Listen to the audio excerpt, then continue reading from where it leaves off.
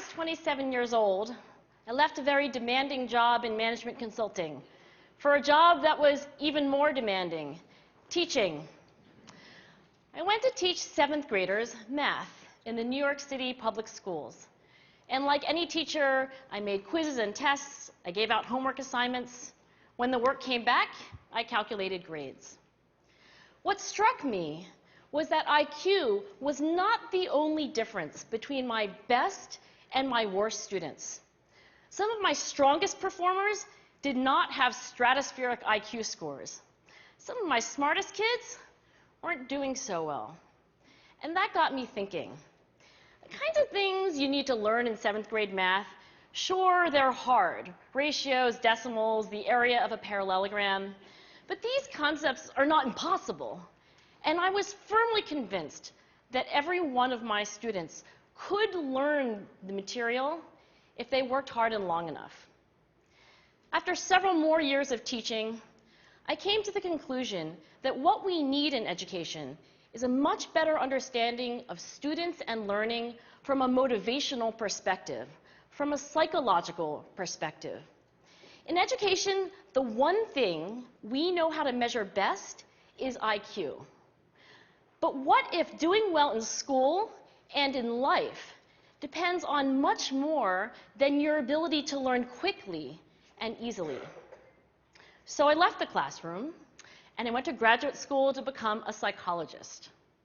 I started studying kids and adults in all kinds of super challenging settings. And in every study, my question was, who is successful here and why? My research team and I went to West Point Military Academy. We tried to predict which cadets would stay in military training and which would drop out. We went to the National Spelling Bee and tried to predict which children would advance farthest in competition. We studied rookie teachers working in really tough neighborhoods, asking which teachers are still going to be here in teaching by the end of the school year. And of those, who will be the most effective at improving learning outcomes for their students? We partnered with private companies asking which of these salespeople is going to keep their jobs and who's going to earn the most money.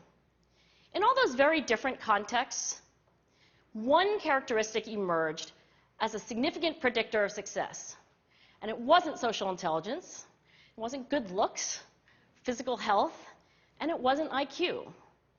It was grit. Grit is passion and perseverance for very long-term goals. Grit is having stamina. Grit is sticking with your future, day in, day out, not just for the week, not just for the month, but for years, and working really hard to make that future a reality. Grit is living life like it's a marathon, not a sprint. A few years ago, I started studying grit in the Chicago public schools. I asked thousands of high school juniors to take grit questionnaires, and then waited around more than a year to see who would graduate. Turns out that grittier kids were significantly more likely to graduate, even when I matched them on every characteristic I could measure, things like family income, standardized achievement test scores, even how safe kids felt when they were at school. So it's not just at West Point or the National Spelling Bee that grit matters, it's also in school, especially for kids at risk for dropping out. To me, the most shocking thing about grit is how little we know, how little science knows about building it. Every day, parents and teachers ask me, how do I build grit in kids?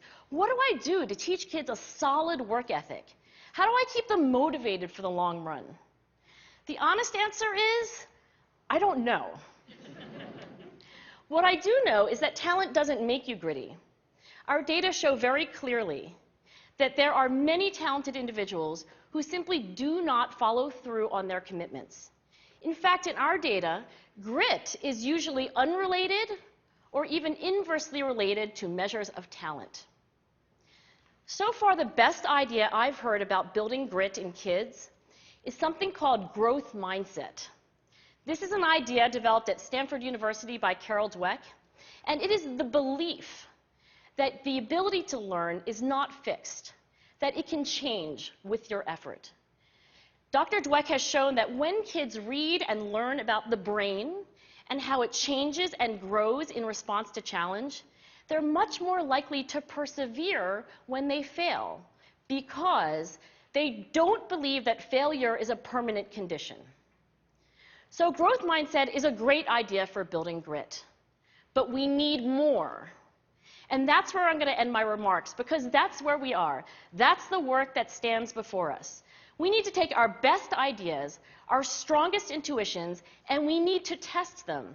We need to measure whether we've been successful, and we have to be willing to fail, to be wrong, to start over again with lessons learned. In other words, we need to be gritty about getting our kids grittier. Thank you.